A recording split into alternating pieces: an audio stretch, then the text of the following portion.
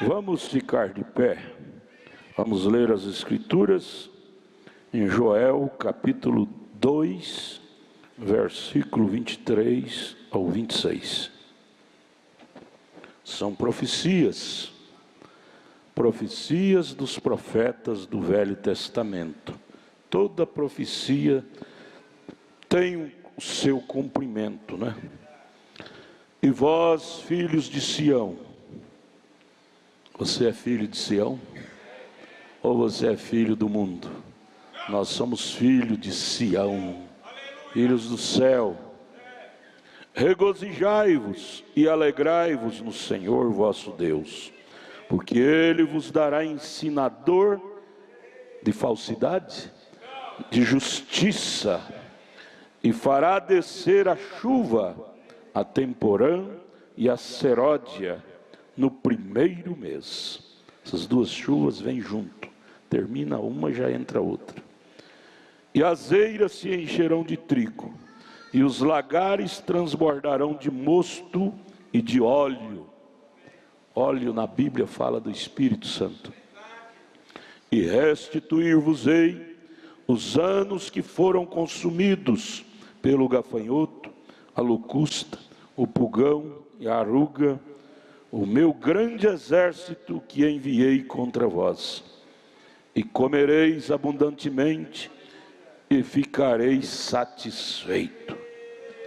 Comereis o quê? Dos frutos desta chuva temporã e da seródia. E louvareis o nome do Senhor vosso Deus, que procedeu para convosco maravilhosamente. E o meu povo não será mais envergonhado. Você faz parte desse povo?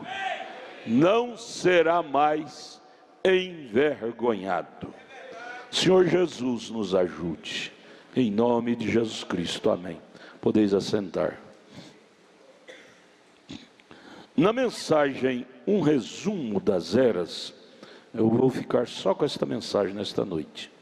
Na página 344, ela não tem parágrafo aqui nesse compêndio, o profeta comentando sobre isto, que lemos, ele diz: ora, nos tem sido dito que todos esses insetos, o gafanhoto, a locusta, o pulgão e a aruga, todos eles são um único e mesmo inseto em diferentes fases. É o mesmo espírito, é o velho Lúcifer, porém em diferentes fases. É o mesmo inseto lá de Apocalipse 6, cavaleiro do cavalo branco, do cavalo vermelho, do cavalo negro e do cavalo amarelo. É o mesmo aqui desses quatro insetos: o gafanhoto, locusta, pulgão e aruga. É o mesmo, porém em fases diferentes. Isso é correto. Eles são o espírito anticristão manifestado na organização, na denominação, na falsa doutrina, através das eras, das idades. E aquela pobrezinha raiz e caule vão ser restaurados. Deus não vai plantar uma nova igreja, porém vai trazer sua plantação original de volta à semente original. Quando? No ministério do sétimo anjo de Apocalipse 10:7, de Mateus 17:11. Elias irá primeiro e restaurará esta árvore noiva. Não há restauração fora da mensagem de Elias. São Mateus 17:11, saiu da boca de Jesus isto. Veja, porém vai trazer sua plantação original de volta à semente original. Ele o está fazendo, como declarado no versículo 23, através da chuva de ensino, a temporã. A palavra temporã, o profeta foi no dicionário grego, no dicionário hebraico. A palavra temporã quer dizer, no hebraico, Mouré. Mouré com H. E Mouré com H quer dizer chuva de ensinamento. Chuva de ensinamento. E esta chuva viria no ministério do 7º anjo. Em seguida virá a chuva da colheita ou a fé de arrebatamento. Aleluia. Agora vamos aqui. Desculpe. Na página 338, o profeta diz aqui, falando da história da igreja: mas então Deus, em sua graça soberana, lá atrás, quando a coisa estava tudo no escuro, a igreja eleita estava vivendo na era das trevas espirituais, e Deus queria trazê-la para a luz. Então ele usou mensageiros, reformadores. Veja, enviou um mensageiro chamado Martim Lutero para começar uma reforma. Ele operou num clima em que tanta corda fora dada à igreja romana, que ela estava a ponto de se enforcar com a sua própria corda. Assim, quando Lutero pregou a justificação pela fé, a verdadeira vinha os eleitos, pela primeira vez em muitos séculos, começou a crescer generosamente. Como a igreja nominal tinha usado o poder estatal para apoiá-la, agora o poder estatal começava a refluir contra ela. No tempo de Lutero, o poder estatal virou contra ela, e por isso que ela foi ferida de morte, não é? Diz a Bíblia em Apocalipse 13. E é aí onde Lutero também cometeu o seu erro. Vocês que já assistiram o filme de Lutero, ou leu a biografia dele, notaram que ele foi apoiado pelos príncipes daquela época. Pelos príncipes, um deles até desertou ele, houve um sequestro relâmpago por um príncipe daquele, e levou ele, ficou 2 anos no seu palácio. Eu tive lá, quando eu fui na Alemanha, eu tive lá no palácio, onde ele ficou lá por 2 anos, escondido de Roma. Mas esses príncipes eram políticos, e você recebe um favor de político, você fica sujeito a eles o resto da vida. E Lutero ficou amarrado naquilo, ficou amarrado com os favores. Como Roma teve favor de político e ficou preso a eles, Lutero também, por receber favor de políticos, ficou preso a eles. O profeta disse, foi aí quando Lutero cometeu seu erro. E os verdadeiros crentes cometeram seu erro.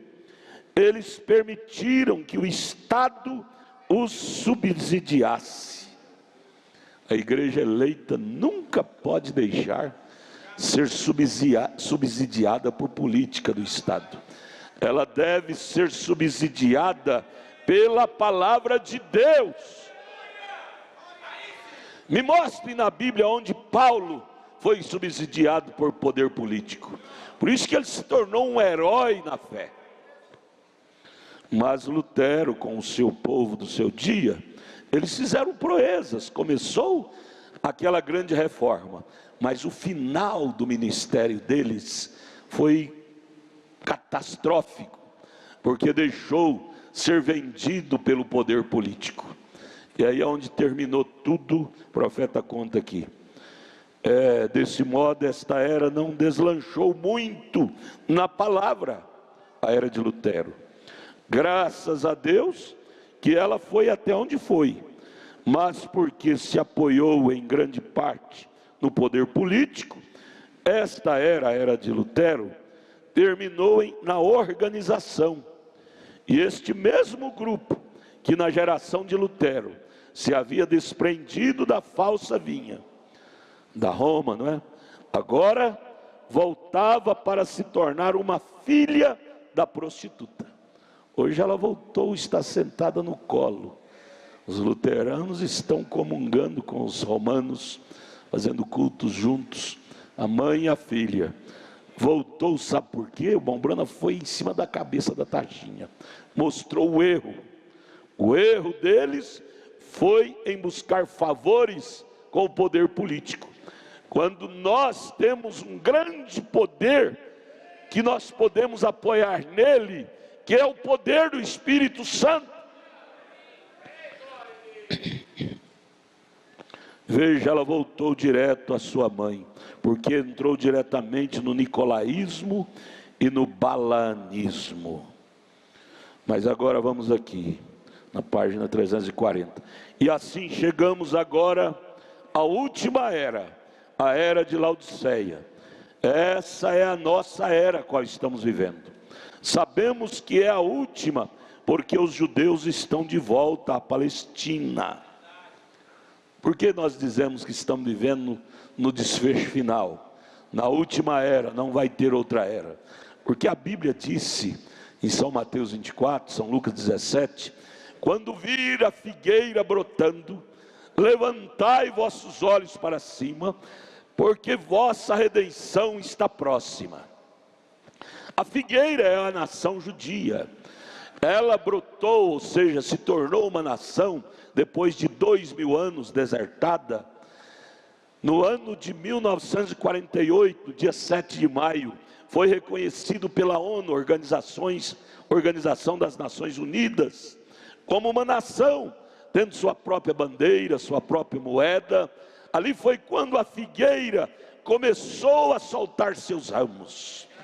E Jesus disse: vigiai a figueira, vigiai os judeus, que é a figueira. Quando virdes ela brotar, levantai vossos olhos para cima, porque a vossa redenção se aproxima. Ele não disse para nós vigiar o romanismo, mas vigiar o judaísmo, os judeus, a figueira. A figueira está em flor, é primavera, levantai vossos olhos já. Levantai vossos olhos. É hora da verdadeira igreja de Jesus Cristo, vendo os sinais apocalípticos se cumprindo. É hora dela levantar seus olhos para a sua redenção. Veja, sabemos que é a última era, porque os judeus estão de volta à Palestina. Não importa como chegaram lá, eles estão lá. E este é o tempo de colheita para nós os gentios.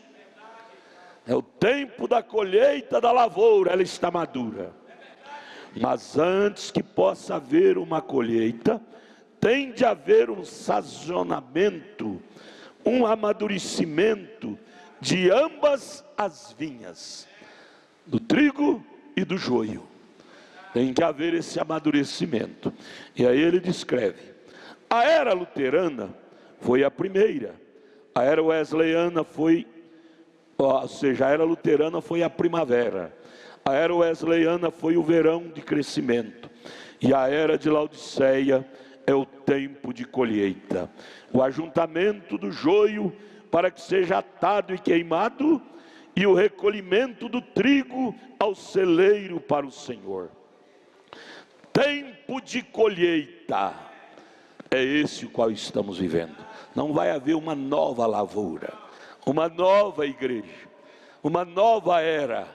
Esta é a última, é o ponto final de toda a história da humanidade.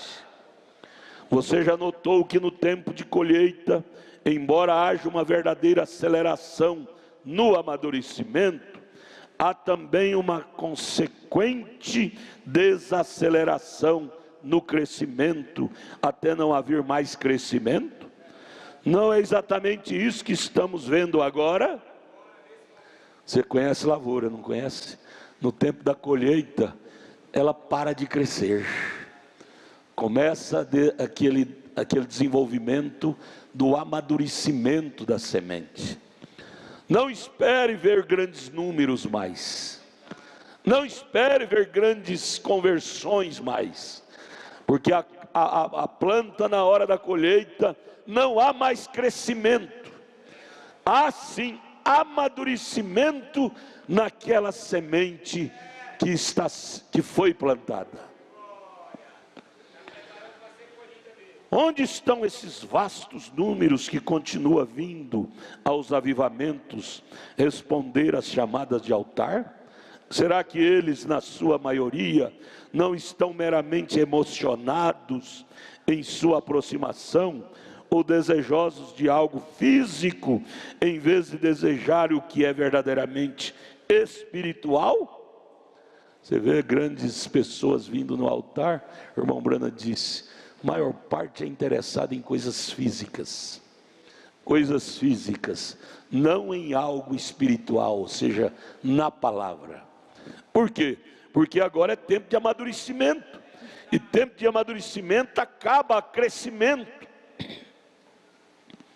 Será que esta era não é como a do dia de Noé, que entrou na arca e a porta foi fechada, contudo Deus tardou o juízo 7 dias? Nem um só foi literalmente convertido a Deus naqueles dias silenciosos de 7 dias com a porta fechada. Estamos, amados irmãos, vocês têm olhos como eu tenho, contemplando isto. Estamos vivendo em dias silenciosos, como os 7 dias que Noé viveu lá dentro. Naqueles 7 dias não houve mais ninguém que entrou. Ninguém que entrou, a porta estava fechada. E nós estamos mais ou menos naqueles dias. A coisa está pingada, até que não vai haver ninguém mais. A verdade é que nós estamos pregando para almas encarceradas. O último ministério de Jesus, após sua morte, foi ir lá no Hades, pregar para as almas encarceradas, diz a Bíblia, diz São Pedro. E o último ministério da noiva é também pregar para as almas encarceradas no mundanismo. É para juízo, não é para salvação. Veja, estamos nos dias silenciosos, como os 7 dias silenciosos de Noé dentro da arca. Mas o importante para Noé é que ele, sua família, se encontrava dentro da arca. O importante para mim, para você, para nós, deve ser isto também. Que você e sua família se encontre dentro da arca. Qual é a arca hoje? É a palavra de Deus. E todavia, é o tempo de colheita. Das 2 sementes, você está vendo o joio madurinho. E o trigo também deve estar maduro. Então tem de chegar em cena nesta era aqueles que levarão o trigo e o joio à maturidade. Você sabe que tem alguém que leva o trigo à maturidade, que o trigo é a noiva, é a igreja eleita. Quem é que leva a igreja eleita à maturidade? 7º anjo de Apocalipse 10:7. A mensagem do entardecer, ela amadurece o trigo de Deus com a chuva temporã, que é a chuva do ensinamento. Porém, quem é que leva o joio ao amadurecimento? Quem é que leva o joio ao amadurecimento? São esses astros da bola, astros do cinema, astros da televisão, das novelas. São todos eles pessoas que estão levando o joio ao amadurecimento. Nas novelas, na televisão, o que eles falam? Não, o que é isso? Agora é direito do amor. Amor livre. O homem pode amar o homem e casar com o homem. Mulher pode amar a mulher e casar com a mulher. Amor livre. Pode casar até com animal. Amor livre. Pode casar até com animal. É amor livre. O que é isso? Levando o joio ao amadurecimento. Porém, do lado de cá, nós vemos o William Brana dizendo: sai dela, povo meu. Sai dela, povo meu. Levando o trigo ao amadurecimento. Então Deus já repetiu aqui. aqui está, e todavia é o tempo da colheita, então tem de chegar em cena, nesta era, aqueles, são duas linhas, a linha do joio e a linha do trigo, aqueles que levarão o trigo e o joio à maturidade, e eles estão no palco, no cenário agora mesmo. Esses dois personagens estão no cenário agora, o que leva o joio ao amadurecimento e o que leva o trigo ao amadurecimento. Estamos contemplando-os a olho nu, mas quem é que está te trazendo esse amadurecimento da fé, de arrebatamento? Quem é que está promovendo em você, minha irmã, esse amadurecimento da fé de rápido? Aleluia! Você está recebendo o brilho desse sol da justiça, que é Deus. Amemos isto, minha gente. O joio já está amadurecendo muito rapidamente, sob a orientação de mestres corruptos que afastam o povo da palavra. A orientação de mestres, ensinadores corruptos, que até a Bíblia eles traduziu ela no linguajar do povão, no idioma moderno, para enganar as pessoas, e com isso levando as pessoas aos montões, ao amadurecimento, para ser lançado no fogo, no molho do seu joio. Porém existe uma verdade,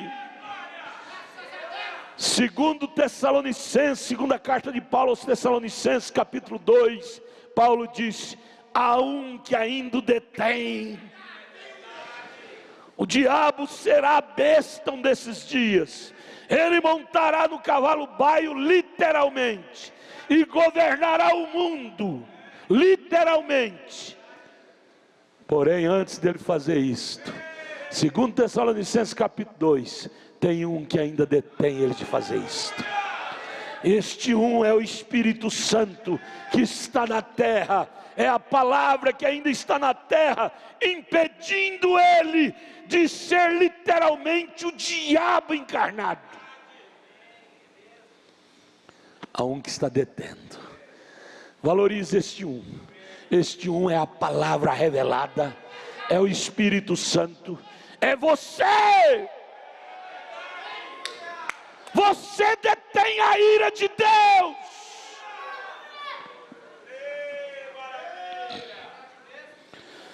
Veja aqui, o trigo também tem de amadurecer, e para ele Deus está enviando o mensageiro, o profeta, com o ministério vindicado, para que seja aceito pelos eleitos.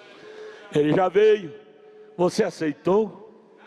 O ministério de Apocalipse 10:7, de Mateus 17:11, de Malaquias 4:5-6, ele já veio. Não espere dizer isso já aconteceu e você não viu. Abra seus olhos e veja na íntegra. Jesus ajude a nós. Eles ouvirão como a primeira igreja ouviu a Paulo. Eita coisa boa, hein? A primeira igreja, a igreja lá de Atos capítulo 2, que foi levantada ali, ela é a nossa mãe na fé. Nossa mãe não é Roma não, nossa mãe é a igreja primitiva, é a igreja dos apóstolos, nascida em Atos 2. E o Espírito Santo levará esta igreja agora a ouvir o mensageiro da hora com tanto amor como eles ouviram a Paulo na primeira era. Ah, isto é lindo demais, você te encontrar dentro disto. Aleluia. Ouvindo isto, amadurecerão na palavra, até tornar-se uma noiva palavra. Está vendo o que é que Deus quer levar nós? Para onde? para nos tornar igreja palavra. Irmão, vamos crer mais nisto. A irmã chegou para mim quinta-feira com o bebezinho no braço, chorando, dizendo: pastor, 1 ano atrás o senhor disse para mim que eu estaria aqui hoje, 1 ano depois, com o meu bebê no braço. E aqui está a bebê, pastor, olha aqui, produto da palavra falada. Deus está querendo nos levar a isto, gente, a acreditar mais na palavra, e teremos resultados da palavra. Ela será uma igreja palavra. Oh Jesus, os prodígios serão encontrados nela, os quais sempre acompanham a palavra pura e a fé. Sinais seguirão a palavra. São Marcos 16. Veja, os grupos da falsa igreja se ajuntarão num concílio mundial de igreja. É o joio se tornando em feixe, amontoando no concílio. O concílio é o feixe, todos amontoados num só feixe. Igreja A, B, C, D, nós temos hoje milhares, mas estão todas conglomeradas dentro de um só feixe, chamado doutrina da Trindade. Trindade, abarca todos num feixe só. Tem lá a encíclica do Papa ainda João, aquele que morreu, João VI. Ele disse: você não tem que deixar de ser batista, metodista, adventista. Ele citou várias denominações. Você não tem que deixar de ser isso para unir conosco. Não, pode continuar. O que você não pode deixar é de crer na Trindade. Quando eu li isto, eu tenho lá na minha casa essa encíclica. Quando eu li isto, regozijei minha alma. Eu disse: graças a Deus que eu não estou no feixe dela. Eu estou no feixe de meus pais da fé. A igreja primitiva nunca creu nisso. Ela foi toda a vida monoteísta, crendo em um só Deus.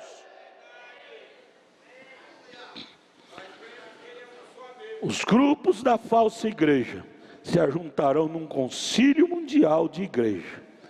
Este concílio mundial de igreja é a imagem erigida à besta.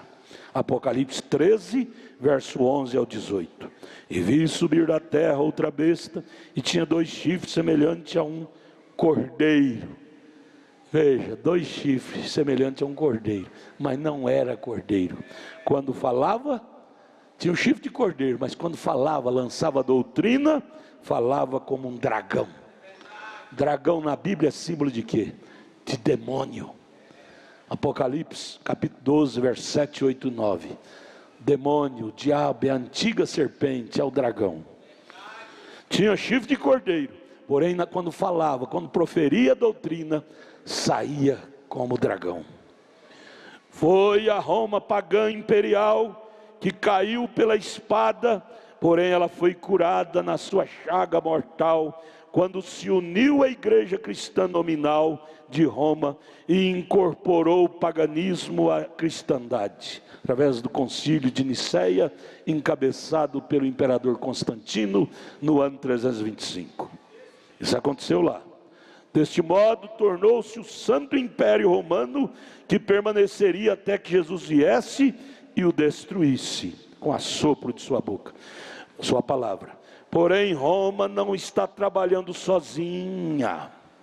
Falamos o nome dela, mas ela não está sozinha não. Por isso que ela se tornou forte como está. Suas filhas estão bem ao lado dela, crendo na mesma doutrina. E ela assumirá absoluta autoridade através do concílio mundial de igrejas. Irmão, isso que é assim, diz o Senhor. Saiu da boca de um profeta.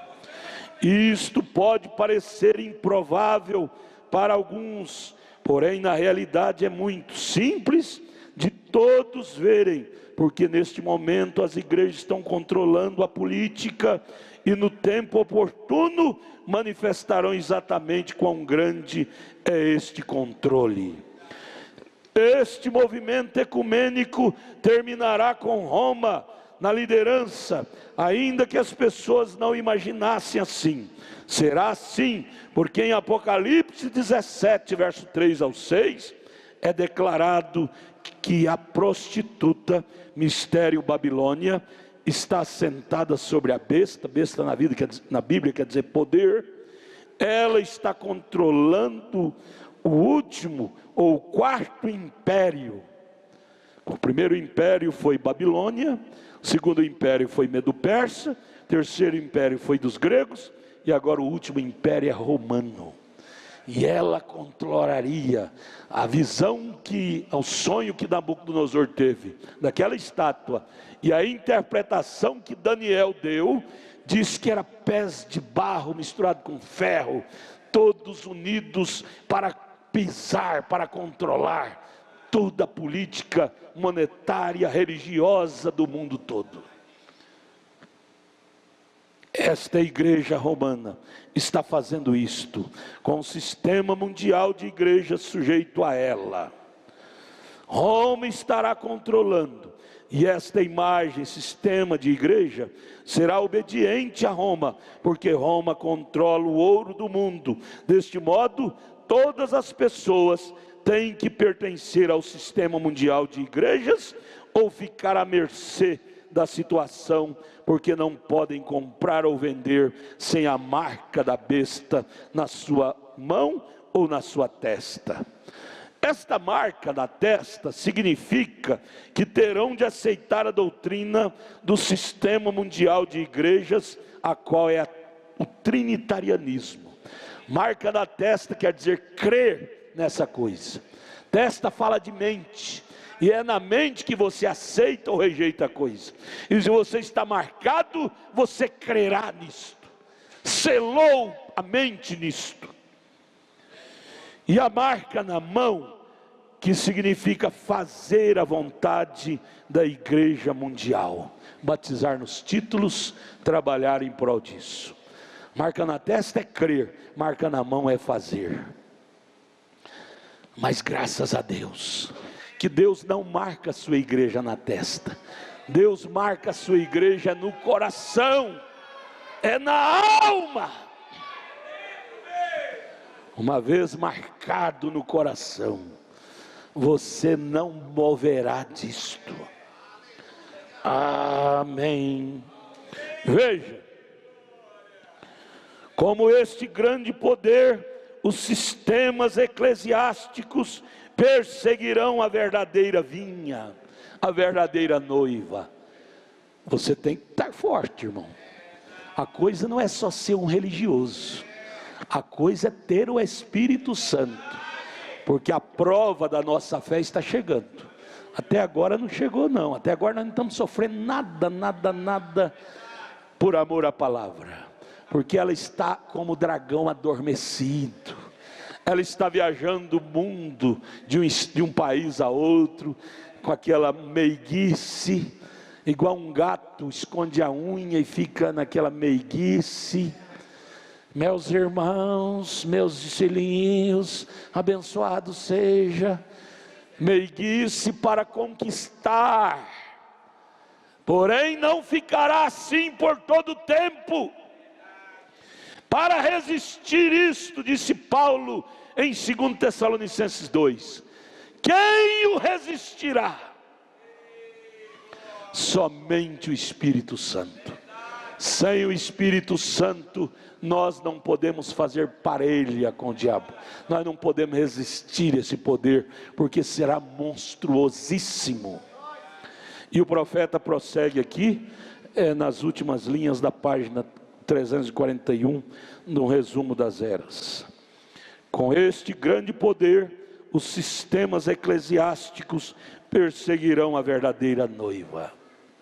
Se prepara. Qualquer coisinha nós estamos fazendo bico, emburrando. E quando vier a pressão que está para vir aí desse sistema eclesiástico, eu quero ver você fazer biquinho. Eu não vou na igreja mais. Me corrigiu, me machucou. Eu quero ver você fazer biquinho diante dela. Ela vai vir como um trator de esteira. como um trator de esteira. Só o Espírito Santo é que te dará graça para resistir e não negar o nome. Com este grande poder, o sistema eclesiástico perseguirão a verdadeira noiva. E esta imagem procurará impedir a noiva de pregar e ensinar. Impedir a noiva. Então não me venha com esse pensamento de que a noiva não passará por um pequeno aperto. Ah não, um dia um irmão brigou comigo, disse, não, a noiva, o irmão Brana disse que a noiva não passará pela tribulação. Eu disse, correto, não passará pelo período. O período da grande tribulação é 365 dias, 3 anos e meio, ou 365 meses, 1265 dias, exato, dá 3 anos e meio.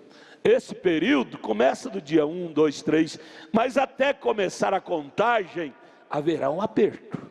E o irmão Brana está dizendo aqui, ó, é a última linha do parágrafo 341 de um resumo das eras.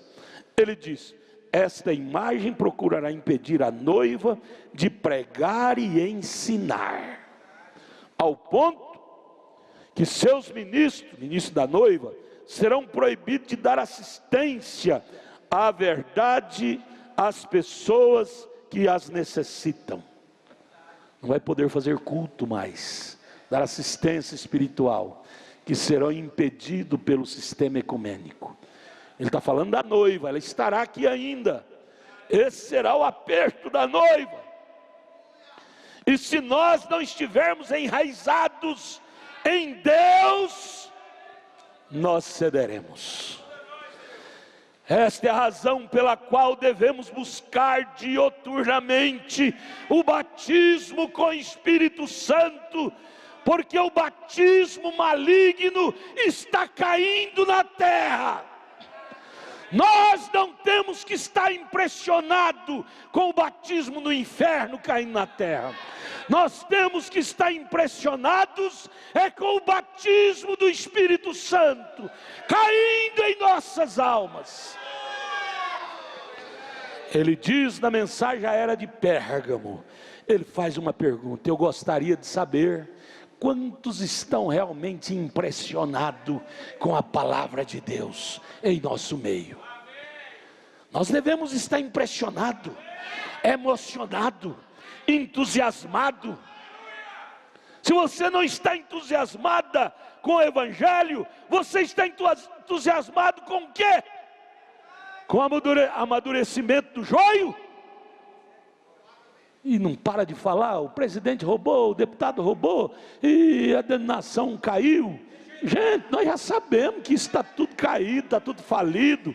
Esse é o sistema do joio. Mas e o sistema do trigo, como é que está? Estamos impressionados com o amadurecimento rápido. Rápido. Eu tenho 58 anos, fiz esses dias. E quando eu era 10 anos de idade, gente, o mundo religioso era outro. Havia sinceridade, havia pureza. O mundo político, meu Deus do céu, havia sinceridade, pureza nos políticos, eram patriotas, lutavam pela pátria. Hoje não, luta pelos seus interesses próprios.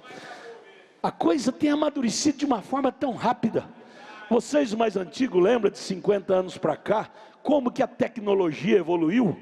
50 anos atrás os carros eram as coisonas quadradas, feias.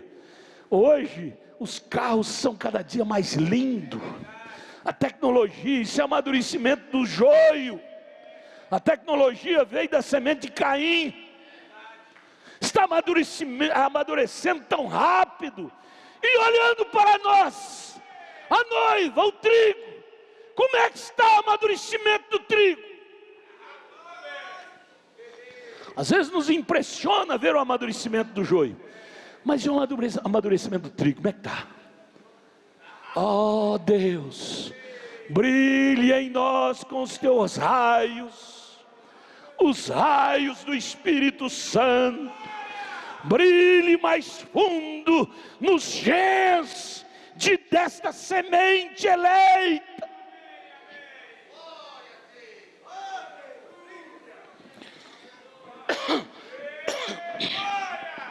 Vamos pensar nisto.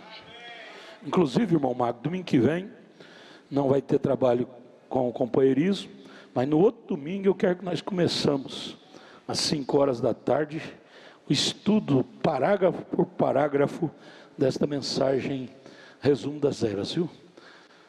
Vamos ler 2, 3 páginas e um comentário, depois no outro domingo umas 3 páginas, e comentar, mastigar isso aqui.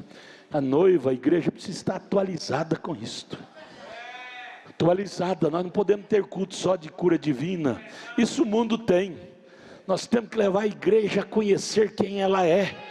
Revelação, esta é a chuva seródia, é a chuva do ensinamento. A chuva temporã é a chuva do arrebatamento, mas a chuva seródia é de ensinamento. Veja, ela será proibida de pregar, seus ministros serão proibidos de dar assistência aos necessitados. Aí o profeta termina dizendo: porém, antes que o anticristo, em pessoa, assuma o comando completo desse sistema mundial de igrejas, a verdadeira igreja será tirada deste mundo para estar com o Senhor. Deus arrebatará sua noiva para a grande ceia das bodas do Cordeiro. Deus a levará. Você já apertou a semente de melancia na mão? Você vai apertando, apertando, até que ela faz, espirra para longe. Assim é a noiva. Os eleitos serão apertados, até que o arrebatamento acontece, ela faz, vai embora. Mas tem que haver uma pressão. Tem que haver uma pressão do concílio ecumênico em cima da noivinha. Sem pressão não há força para subir. Agora vamos aqui, página 342. Esta era Laodiceia, né? Começou logo após a passagem do século 20. Como tinha de ser a era da qual a verdadeira igreja voltaria a ser a noiva que foi no Pentecostes. Esta era a qual estamos vivendo é a era em que a verdadeira igreja, você faz parte dela? Você crê que você faz parte dela? Ela tinha de ser, voltaria a ser a noiva como foi em Pentecoste, a semente. Lá foi a semente plantada e agora é a semente produzida. Sabemos que deve haver necessariamente um retorno do poder dinâmico. Todo mundo sabe disso. Os incrédulos, os denominacionais, que se chamam pentecostais entre aspas, sabiam que deveria haver esse retorno do poder dinâmico. Veja, os crentes sentiram isto em seus espíritos e começaram a clamar a Deus por isto, por um novo derramamento, tal como fora no primeiro século, lá em Pentecostes de Atos 2. O que parecia ser a resposta veio quando muitos começaram a falar em línguas, a manifestar dons do Espírito Santo. Creu-se então que isto verdadeiramente era a tão esperada restauração. Você lembra da história da rua Azusa, lá na Califórnia? Aquele homem de cor, cego de um olho, que começou o movimento pentecostal, e aquilo arrebentou, deslanchou por toda a América, chegou até no Brasil, e sacudiu o povo com os dons carismáticos. O irmão Brana disse, eles pensaram que aquilo era a chuva seródia, ou a temporã, que é a primeira. O profeta disse, não era, porque a chuva seródia só pode vir depois da chuva temporã. Primeiro vem a temporã, depois vem a seródia. A temporã é a chuva de ensinamento. E quem traria essa chuva de ensinamento? Seria o teólogo A, B, C? Quem traria era um profeta. Mateus 17:11. Elias restaurará todas as coisas. Através de quê? De dons carismáticos?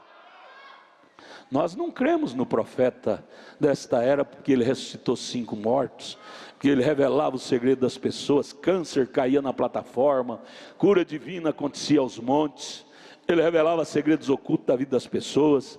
Nós não cremos nele ser um profeta por causa disso, porque isso é dom. E Romanos 11:29 diz que dom é dado até para rebelde.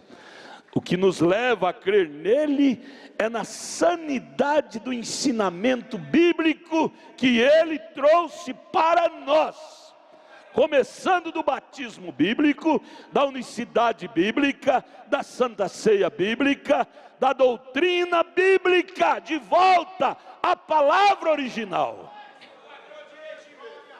Isso é que caracterizou ele como profeta. Porém, esse movimento que começou na Rua Azusa, começou errado, porque isso tinha que começar por um profeta, trazendo de volta o fulgor, mas tinha que vir através da chuva seródia.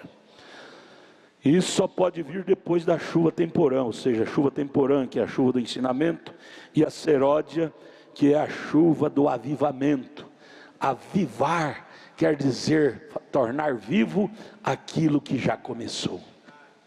Nós estamos vivendo agora na chuva do avivamento, tornar vivo a chuva do ensinamento que o 7º anjo já trouxe. Ela é sequência uma da outra. Veja, a chuva da primavera, ou a chuva do ensino, teria que vir primeiro, a chuva seródia, depois a chuva de colheita. Como podia isso ser a coisa real, quando a chuva de ensino ainda não tinha vindo? Como podia o movimento lá da Rua Azusa ser a resposta da necessidade do povo, quando a chuva de ensinamento ainda não tinha vindo, o 7º anjo não tinha chegado? Aquilo foi só uma coisa da carne, entusiástica, trazendo emoções físicas. Mas o que aconteceu com aquele povo lá da Rua Azusa? O profeta conta. O mensageiro profeta tinha que ser enviado primeiro para ensinar o povo e converter os corações dos filhos de volta aos pais pentecostais, e ainda não tinha vindo.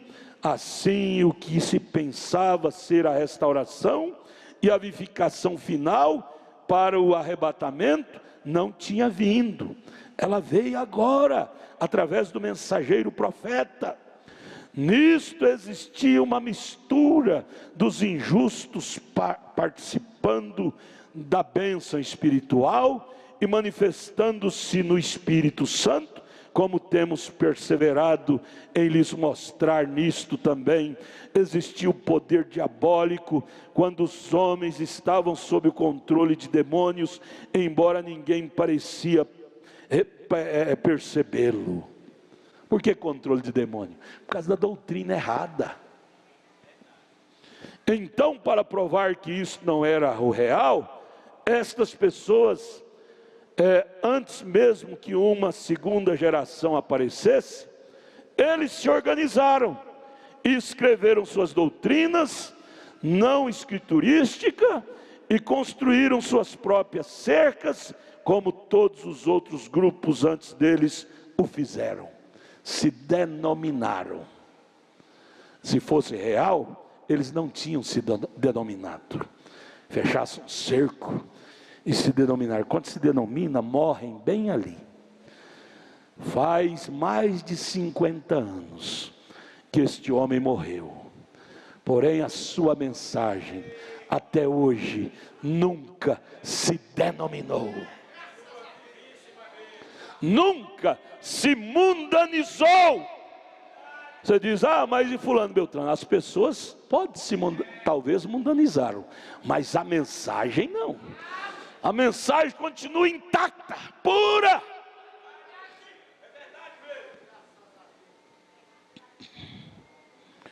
Glória a Deus. Veja, Lutero tinha o Espírito de Deus, porém em porção, por medida.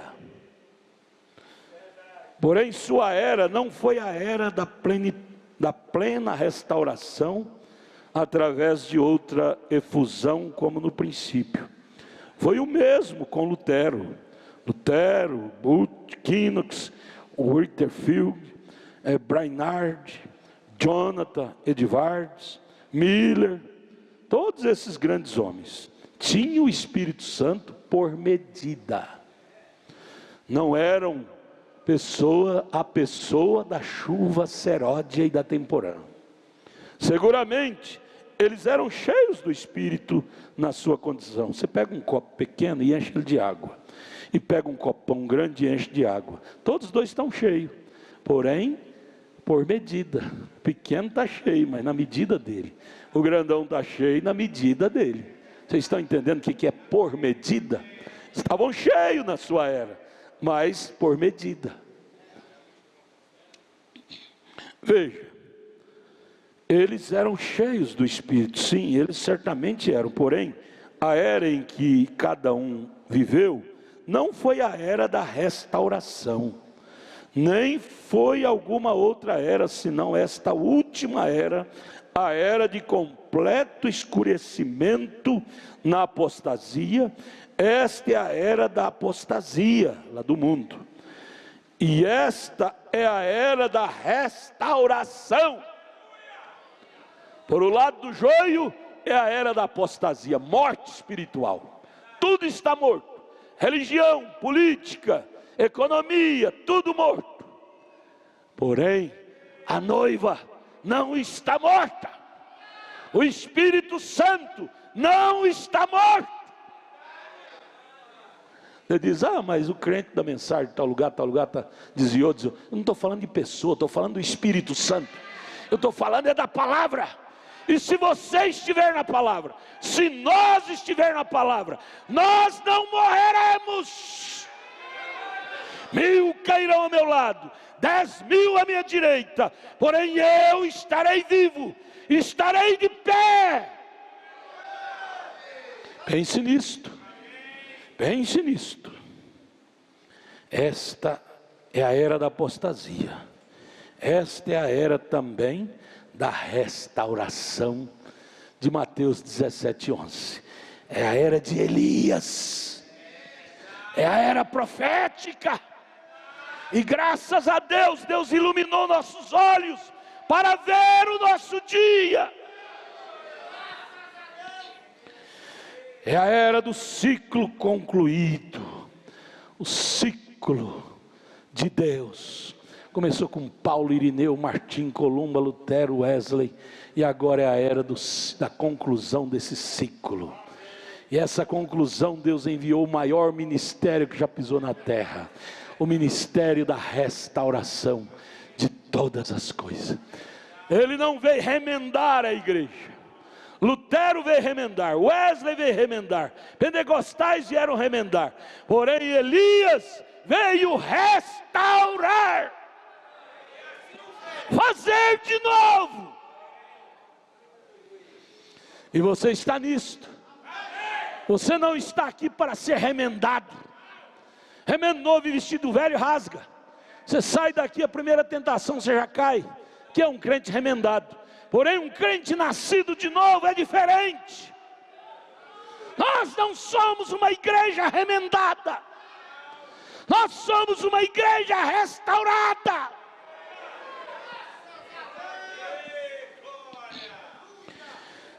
Terminando, ele disse: eu sinceramente creio que o Espírito de Deus nos tem falado nesta última era. Você crê nisso também? Através do ministério de Elias, não apenas nos ensinando as verdades das eras, mas tem tratado fielmente com corações para que se convertam a Ele. Essa é a razão de toda pregação e ensino, porque é na pregação e no ensino da palavra que as ovelhas ouvem a voz do Deus e o seguem. Você está seguindo? Então é prova que você é uma ovelha. Nem por um minuto trago uma mensagem às pessoas para que me sigam, para que me siga a mim, o homem, William Branham, ou una-se à minha igreja. Não, não, não. Ou comece alguma confraternização ou organização. Eu não trago esse tipo de mensagem. Nunca fiz isso e não o farei agora. Não tenho nenhum interesse nessas coisas. Tenho sim, todavia, interesse pelas coisas de Deus e pelas pessoas. E se eu conseguir fazer tão somente uma coisa, estarei satisfeito. Qual é, irmão Branham? Esta é ver um verdadeiro relacionamento espiritual estabelecido entre Deus e os homens. Se eu conseguir fazer isso, estarei satisfeito. Ver um verdadeiro relacionamento espiritual entre Deus e o homem, como havia lá no Éden. Deus descia e tinha companheirismo com Adão. Relacionamento de amigos. Abraão, não te chamarei mais de servo, te chamarei de filho. Deus tinha um verdadeiro relacionamento com Abraão. Ele não tinha com Ló, mas ele tinha com Abraão. Ele não tem com os denominacionais, mas ele tem com a noiva, com você. Glória a Deus. Essa é ver a coisa pela qual eu mais desejo, é ver um verdadeiro relacionamento espiritual estabelecido entre Deus e os homens, onde os homens tornem-se novas criaturas em Cristo, cheias do seu Espírito, e vivam de acordo com a sua palavra. Essa era uma das paixões do irmão Branham. Uma das paixões dele era ver esse bom relacionamento do homem com Deus, de Deus com o homem, ao ponto de Deus dizer para Abraão: Abraão, não vou esconder nada de você. Como eu posso esconder meus segredos ao meu servo Abraão? Você vai ter um filho, você e Sara vai ter um filho, não vou te esconder não. Como eu posso esconder meu segredo para minha noiva? Minha noiva, você vai ser transformada, e eu vou receber vocês nos ares. Ela sabe disso. Não é mistério para a noiva. O arrebatamento não é mistério. A vinda do filho não foi mistério para Abraão. A transformação não é mistério para nós. 2 Coríntios 5, deixaremos esse corpo e já temos um corpo feito pelas mãos de Deus, esperando por nós. Oh, irmão Arlindo, o Arlindo já está vestido desse novo corpo. Do outro lado, vocês podem cantar do outro lado? Do outro lado, o Arlindo está vestido de um corpo novo, que vocês não conhecem ele mais. Negão, cadê o negão? Está lá. Negão, você não vai precisar sujar suas unhas mais, em dar banho no Arlindo. Lá ele está num corpo novo. E o irmão Arlindo também ajudava ele a dar banho. Por isso que o irmão Arlindo come unha até hoje. Não é porque você precisa disto. Lá seremos novas criaturas. Oh, glória a Deus. Não precisará da irmã abrir a boca do irmão Arlindo. Irmão Arlindo come, irmão Arlindo come. Ele trancava a boca, não comia. Lá nós vamos comer de frutas que produzem no meio do Éden. Aleluia. Lá nós não vamos matar animais. O irmão, aquele irmão ficou triste com o irmão Branham, que ele gostava demais de caçar animais do mato. Aí ele disse: irmão Branham, lá do outro lado nós vamos caçar. O irmão Branham disse: no milênio nada morrerá. Do outro lado nada morrerá. Aí, irmão Branham, então não vai prestar, eu gosto tanto de caçar. Você é mau, rapaz, você gosta de matar os outros, matar um animal? Não, lá nós vamos comer como Adão e Eva comiam. Adão e Eva nunca precisou de matar um boi, uma ovelha. Ele comia dos frutos do jardim. Frutos, como é que chamava os frutos do Éden? Vem cá, é uma fruta bonita, gostosa. Já comeu dessa fruta? Não, isso só tem no Éden. E ele comia com a Eva e robustecia. Nós estamos indo para lá. Isso não é segredo para a noiva, não era segredo para Abraão.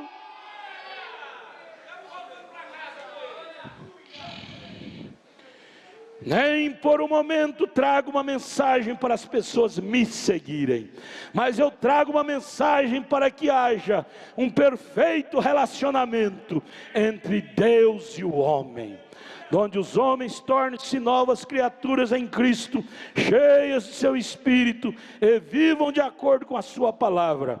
Eu queria convidar, rogar e advertir todos a ouvirem sua voz nesta ocasião, e a Ele completamente renderem suas vidas, do mesmo modo que confio em meu coração, me entregarei completamente a Ele. Deus os abençoe, e que a sua vinda rejubile seus corações. Do outro lado, cante.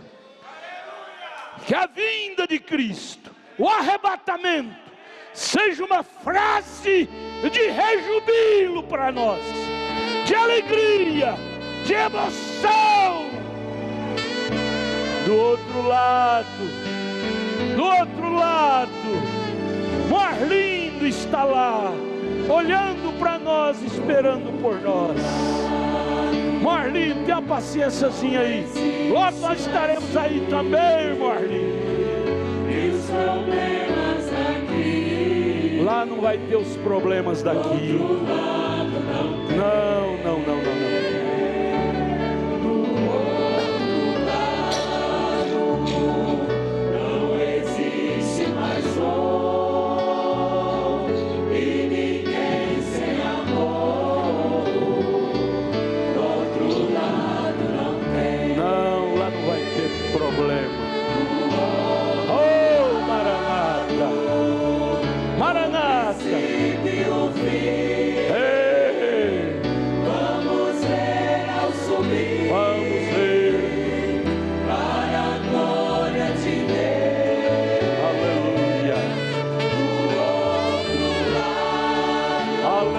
Ora vem, Senhor Jesus.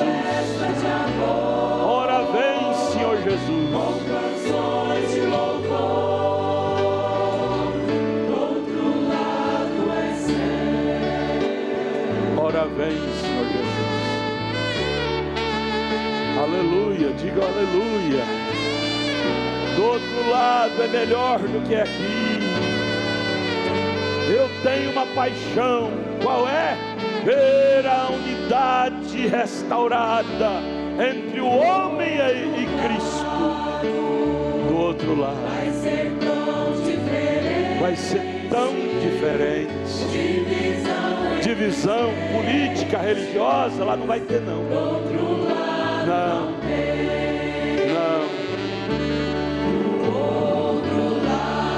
Sim, pense nisso.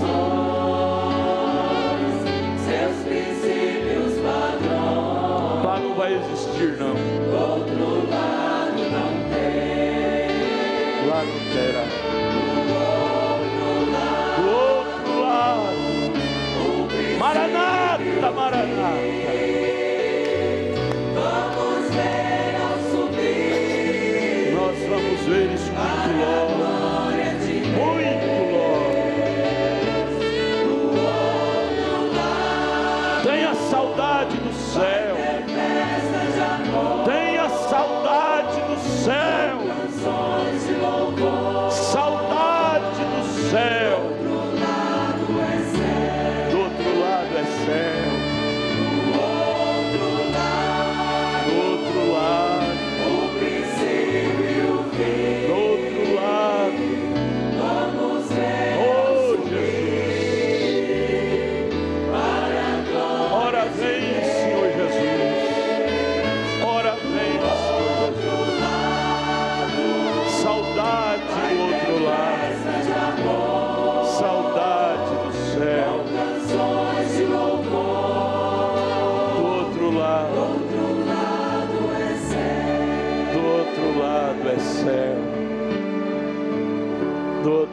lado é céu. A irmã Lia do outro lado não vai ter essa perninha torta.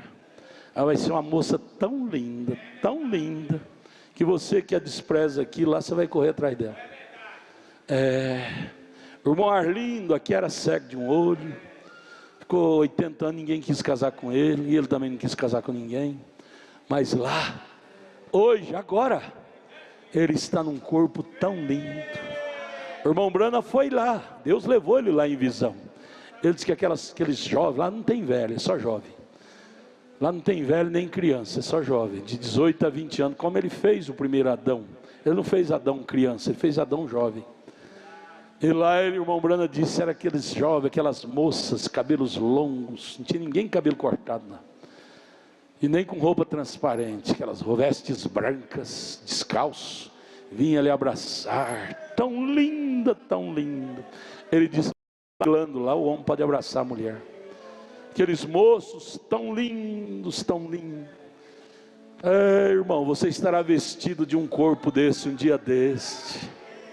O irmão Arlindo já vestiu um. O corpo velho dele está derretendo, lá na sepultura lá de Lusiânia. Nós sepultamos ele ontem.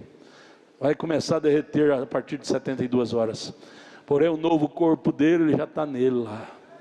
Chamar ele, Arlindo, volta para cá, vem cuidar da igreja para nós. Ele disse, se vira, arruma outra aí. Se vira. Não volto para aí de jeito nenhum, nem que me paga milhões. Não volta. Esposa queridinha, Hope do irmão Brana, amava ele demais, demais. Quando morreu ele chamou, entrou em desespero. Ela voltou só para dizer para ele, Billy, case com outro para cuidar do pequeno Billy Paul, mas não me deixa eu voltar de lá não, eu quero ficar lá é milhões de vezes melhor do que aqui. Já pensou a mulher liberar o marido para casar com outra? É só em troca de algo melhor, não é? Ela estava no lugar milhões de vezes melhor do que aqui. Fique solteiro não, Billy, mas case. Mas eu não quero voltar para aqui não, Billy. Eu vim cá só para te dar esse recado, porque ele estava em desespero, já querendo suicidar. E aí Deus permitiu ela vir só para acalmar a tensão que ele vivia. Mas ela disse, eu não quero voltar não. Do outro lado é melhor do que de cá. Pense nisto, igreja. Você que entrou angustiado aqui nesta noite, triste, solitário, solitária, alegra-te com isso. Nós estamos a um passo de cruzar este Jordão, de entrarmos neste novo céu. Do outro lado, é milhões de vezes melhor do que aqui. Não seja um covarde. Logo para cruzar o Jordão, você voltar atrás, é uma covardia, uma loucura. Vista-te da roupagem de Efésios 6:10, a roupagem de Deus, e vamos a um combate. Porque perto está a nossa Canaã espiritual. Já está à vista. A nova terra, os novos céus, já está à vista. Eu lembro quando Pedro Álvares Cabral foi para descobrir o Brasil, estava em alto mar, e eles cansados, já acabando os mantimentos, de repente ele subiu no mastro do navio, e gritou para a sua tripulação, dizendo, terra à vista, é a ilha de Veracruz, Santa Cruz, e depois Brasil, terra à vista, igreja, terra à vista, céu à vista, coragem, tripulação, tripulantes do céu, terra à vista. Do outro lado, vamos orar? Irmão Magno, faz oração aqui. Vamos ficar de pé. Ore com alegria, com satisfação, de termos trilhado essa estrada por longos anos, e chegar aqui, e termos terra à vista. Não volte atrás, não faça loucura, terra à vista. Ore. Ó Deus bendito, Nós cremos nisso, Senhor, que isso é real. Isso é mais real do que esse paletó o qual estou vestido, Senhor. Nós já podemos ver, Senhor, aquelas estradas celestiais, Senhor. Essa mensagem veio para isso, Senhor. Ela veio, Senhor, para trazer esta noiva viva, trazer este verbo vivo. Deus, isso nos deixa entusiasmados, Senhor. Isso nos deixa feliz, Senhor, porque nós fomos contados como um dos tais, Pai. Ó Deus bendito, ajuda-nos, ó Deus, continuar essa marcha, Senhor. E ó Deus, não deixar nada nem ninguém nos atrapalhar nessa marcha, Senhor. Porque nós sabemos, ó Deus, o porquê dos anjos ficar ali com boca aberta de ver esse povo entrando por entre aquelas terras, Senhor. Porque será ali haverá um grito de gozo, Senhor. Nós ficaremos livres dessa prisão de carne, Senhor. E ali nós podemos dar aquele glória a Deus, Senhor. Porque nós não podemos ainda neste corpo fazer isso, porque ele não suportaria, Senhor. Mas ali terá um corpo, Senhor, glorioso. E os anjos ficaram atônitos de ver este povo feliz, satisfeito com a bondade do Senhor. Nós sabemos, Senhor, que isso está à vista, Senhor. E nós estamos aqui, Senhor, no nosso posto dever, marchando, confiando que muito em breve nós encontraremos com o nosso irmão Arlindo. E ali cada um, nosso irmão Remi, nosso irmão pastor Remi. Ó Deus bendito, um dia desses estaremos ali todos reunidos. Ó Deus, e vai ser um Pentecoste de gozo. Vai ser uma alegria tão maravilhosa. Deus nos ajude a viver entusiasmado. Ó Deus, nós sabemos, Senhor, que essa mensagem tem produzido isso a nós.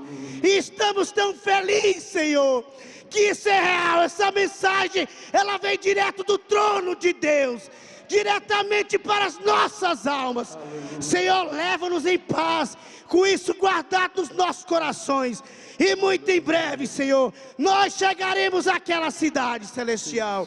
Vale a pena qualquer preço, Senhor. Vale a pena trilhar qualquer preço, Senhor, porque nós sabemos que isso é real. Leve teu povo agora para casa, para os lares, com esse entusiasmo dos céus, Pai.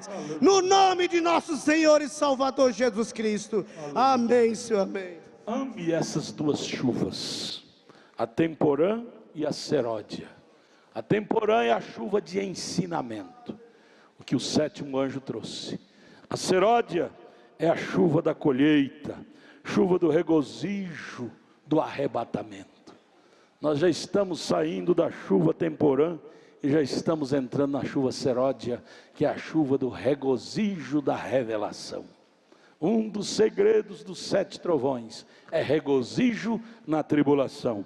Quem produz isto é a chuva seródia, regozijo da revelação. Seja alegre. Você não tem que estar triste com os acontecimentos mundiais. O mundo jaz no maligno.